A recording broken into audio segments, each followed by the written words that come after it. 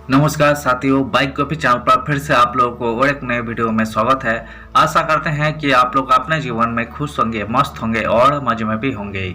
हमने आज फिर बॉलीवुड की बैकग्राउंड से जुड़ी हुई और एक रियल किस्से से आप लोगों को रूबरू करवाने वाले हैं। बॉलीवुड की बैकग्राउंड में अनगिनत किस्से कहानियां छुपी हुई होती है जो कि आम जन तक नहीं पहुंच पाते हैं। हमारे चैनल पर हम कोशिश करते हैं उन्हीं किस्से कहानियों को आपके सामने लाने की।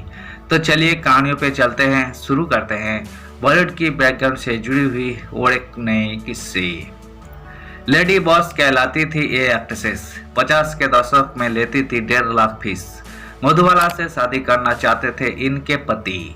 ब्लैक एंड व्हाइट जमाने की लेडी बॉस कहलाने वाली एक्ट्रेसेस बीना रॉय 50 के दशक में लेती थी 1.5 लाख रुपए फीस। हिंदी सिनेमा की प्रसिद्ध अभिनेत्री बीना रॉय का जन्म 13 जुलाई 1930 को लाहौर में हुआ था और उन्होंने 1950 के दशक में अपनी अदाकारी से दर्शकों को प्रभावित किया। बीना रॉय ने अपनी पहली फिल्म काली घटा में अभिनय किया और 1953 में फिल्म अनारकली से उन्हें असली पहचान मिली, जिसने उन्हें रातों रात स्टार बना दिया। उन्होंने मुगले आजम फिल्मों का ऑफर ठुकरा दिया था जो बाद में मधुबाला को मिला और यही फिल्म भारतीय सिनेमा में इतिहास रच गई।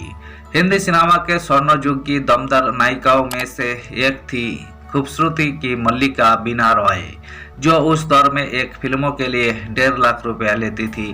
13 जुलाई 1930 को लाहौर में जन्मी यही सजीव सौंदर्य की मूर्ति पर्दे पर जितनी सौम्य दिखती थी उतनी ही उनके अभिनय में गहराई थी।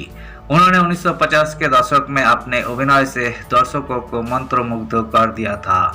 विशेष रूप से अनारकली 1953 में इसके गाने और इनकी अदायगी लोगों के जहन में आज भी जिंदा है। इससे जुड़ा एक बेहतरीन किस्सा भी है। उनके छोटे बेटे कैलाश नाथ ने कुछ साल पहले एक इंटरव्यू में बताया था कि मुगले आजम भी उनको ऑफर हुई थी, लेकिन उन्होंने इसे करने से साफ मना कर दिया था। कहा, एक छाप लग चुकी है और मैं उसे दोहराऊंगी नहीं। बाद में ये रोल उनकी झोली में गया, जिनसे कभी उनके पति प्रेमनाथ शादी करना चाहते थे और वो थी मधुबाला। वो दौर ऐसा था जब एक फिल्मों के लिए हीरो को 50,000 से 1 लाख रुपया मिलते थे, लेकिन बीना रॉय जैसे एक्ट्रेसेस को 1.5 लाख रुपया दिए जाते थे। उस दौर में यही सिर्फ एक फीस नहीं थी बल्कि इंडस्ट्री में बदलाव की कीमत थी। अपनी मेहनत के दम पर बीना रॉय ने अपना स्टारडम बनाया। उनके नाम पर फिल्में बनती और बिकती थी। बीना रॉय का असली नाम कृष्णा सरीन था। उनके पिता रेलवे में अधिकारी थे।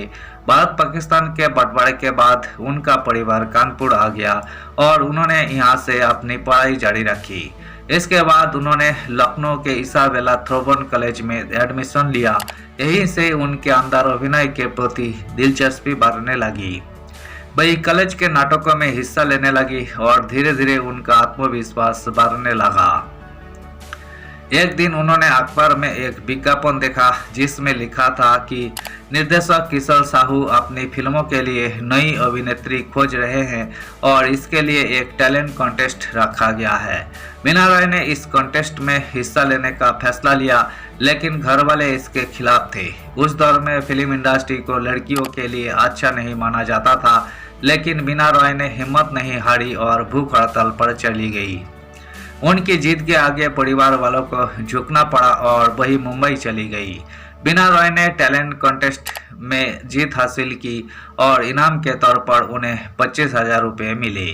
उस वक्त यही रकम काफ़ी बड़ी मानी जाती थी। साथ ही उन्हें फिल्म काली घटा के लिए साइन किया गया। इस फिल्मों में उन्होंने किशोर साहू के साथ अभिनय किया। फिल्मों में उनकी खूबसूरती और अदायगी ने सबका ध्यान खींचा, लेकिन उन्हें असली पहचान 1953 में आई फिल्म अनारकली से मिली, जिसमें उन्होंने टाइटल रोल निभाया। इस फिल्मों की सफलता ने बीना रॉय को रातों रात स्टार बना दिया। फिल्मों के गाने, डायलॉग्स और उनकी अदाकारी इतनी नेचुरल थी कि लोग उन्हें असली अनारकली मानने लगे। अनारकली की सफलता के बाद के आसिफ ने अपनी फिल्म मुगले आजम का ऑफर दिया था, लेकिन बीना रॉय ने यही रोल करने से इनकार कर दिया था। बाद में यही रोल मधुबाला को मिला और फिल्मों ने इतिहास रच दिया।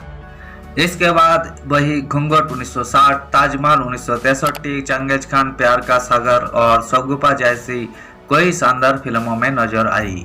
फिल्म घूंघट के लिए उन्हें सर्वश्रेष्ठ अभिनेत्री का फिल्म फेयर अवार्ड भी मिला था। बीना रॉय का फिल्मी करियर लगभग 15 साल का रहा। जब उनका करियर ऊंचाइयों पर था तब उन्होंने शादी करने और घर बसाने का फैसला लिया। उन्होंने मशहूर अभिनेता प्रेमनाथ से 1992 में शादी की। शादी के बाद उन्होंने धीरे धीरे फिल्म इंडस्ट्री से दूरी बना ली और परिवार को समय देना शुरू किया। उनके 2 बेटे हुए, जिनमें से एक प्रेम किशन बाद में खुद भी फिल्मों में नजर आई। बीना रॉय ने 6 दिसंबर 2009 को इस दुनिया को अलविदा कह दिया। 1950 के दशक में जहां फिल्म इंडस्ट्री पुरुषों के इशारों पर चलती थी, वहां बीना रॉय ने अपनी शर्तों पर काम किया और अपने अभिनय से लोगों के दिलों पर राज किया। यही वजह है कि आज भी लोग उन्हें याद करते हैं। उन्होंने अभिनेत्री के तौर पर ब्लैक एंड व्हाइट जमाने में भी रंग भर दिए थे। धन्यवाद साथियों, इस वीडियो में हमने बॉलीवुड के मशहूर अभिनेत्री दिवंगत बीना रॉय से जुड़ी हुई किस्से को आपके सामने रखने की कोशिश की है। उम्मीद है दोस्तों वीडियो आपको जरूर पसंद आई होगी।